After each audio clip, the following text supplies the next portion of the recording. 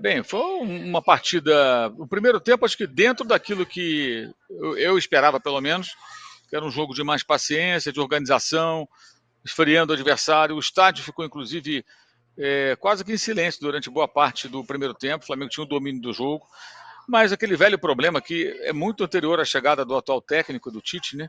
Ele persiste, né? O Flamengo não finaliza, o Flamengo não arremata para o gol. O Flamengo é um time que cerca, cerca, cerca, mas não resolve a situação. E ontem aconteceu isso de novo. O que é impressionante é a maneira que isso aconteceu num jogo em que era fundamental vencer, era fundamental fazer um gol, e ainda assim você não vê o apetite habitual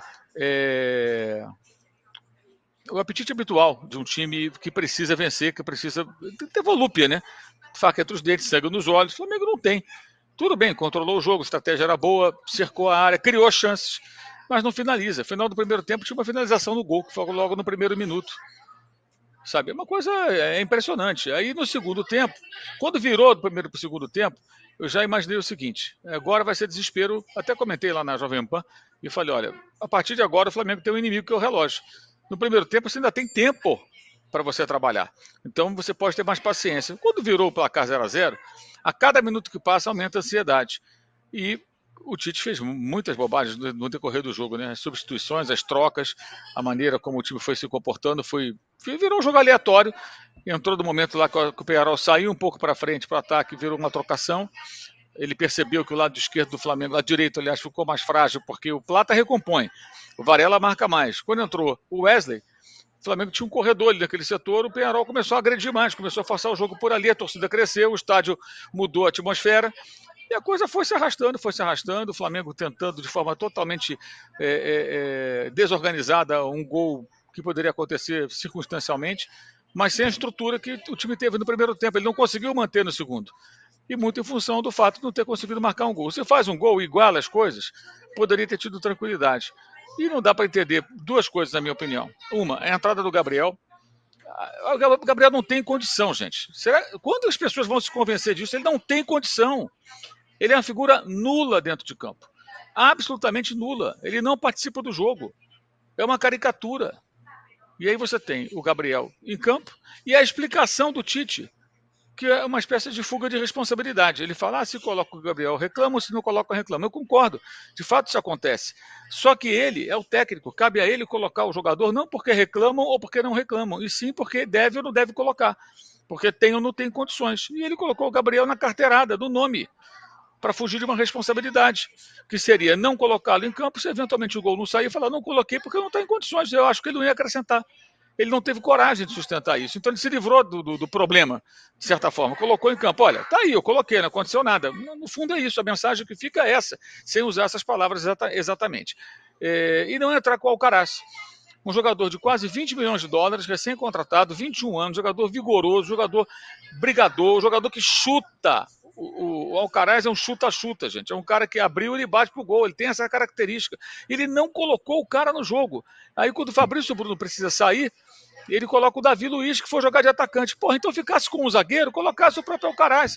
E dissesse, filho, tem uns 5 minutos aí. Chuta esse negócio pro gol de onde aparecer. Manda pro gol, temos que chutar, temos que finalizar. Não, ele morreu com o Coringa na mão, gente. Um jogador na mão. Quer dizer, é inacreditável isso aí. O negócio, assim, errou demais o Tite. Agora, é muito importante também a gente entender, o torcedor ter maturidade, que essa coisa de fora Tite, tudo, bababá, isso dá muito clique, né?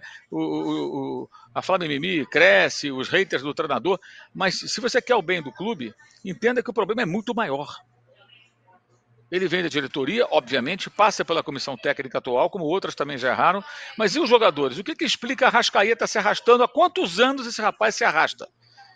Há quantos anos a Arrascaeta se arrasta em campo? Quando esse cara vai entrar em condição física e técnica adequadas? Será que um dia vai conseguir? E o De La Cruz, que nunca está bem também. O que acontece com o De La Cruz? O que é aquilo? Quer dizer, por que uma atuação tão pálida? Quer dizer, jogadores que deveriam ser ontem jogadores vibrantes, incisivos, para levar o time ao ataque, foram figuras mornas na partida, podemos dizer assim.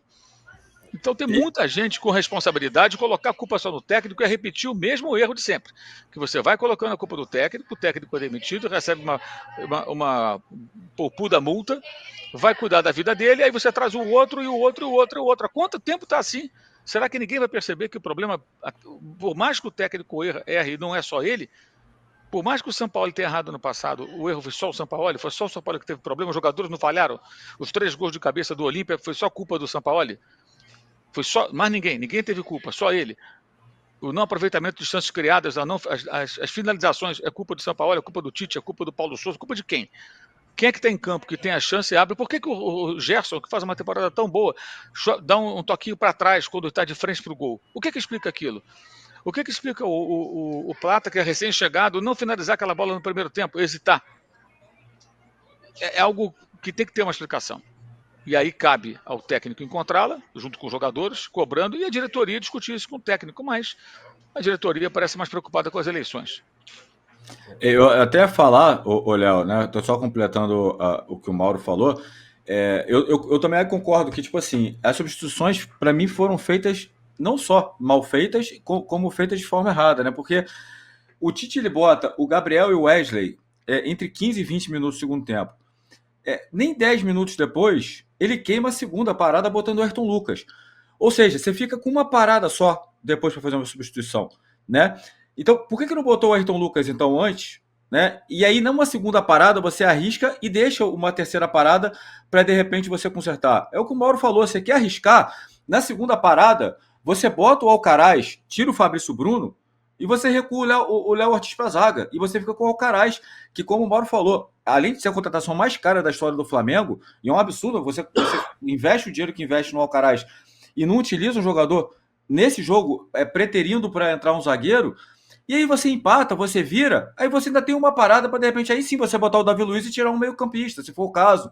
Mas não, ele faz uma substituição 6 por meia dúzia, 10 minutos depois da primeira parada, que é o Ayrton Lucas no Alexandro, e aí fica só com uma parada, a última parada para fazer. E aí não dá para arriscar. E aí ele arriscar na última, botando um zagueiro de centroavante. Então acho que errou muito feio. O Tite também nas substituições na parada, e para mim não justifica morrer uma partida sem colocar o Alcaraz. Não só porque é a contratação mais cara da história, porque isso não é só isso que o credencia entrar, mas pelo que o Mauro falou, é um meio-campista que, talvez de todos os meio-campistas que jogaram ontem, talvez é o que mais combinasse com a partida, exatamente pelo que o Mauro falou. É um meio-campista que chuta de fora da área. Então o Flamengo ontem, que teve um domínio quase que estéril em determinados momentos do jogo, só cercando. Você tem um cara que finaliza, que arrisca mais e não coloca, né? Então, enfim, é complicado. Então, eu acho que o Tite errou muito. Acho que o Alcaraz era para ter entrado ontem durante o jogo por todas essas questões. E acho que errou também nas substituições, exatamente por isso. Alô, tropa da S1 Live. A propaganda é a alma do negócio. Quer ver a sua marca estampada aqui diariamente na S1 Live? É só chamar agora no e-mail contato@s1live.com.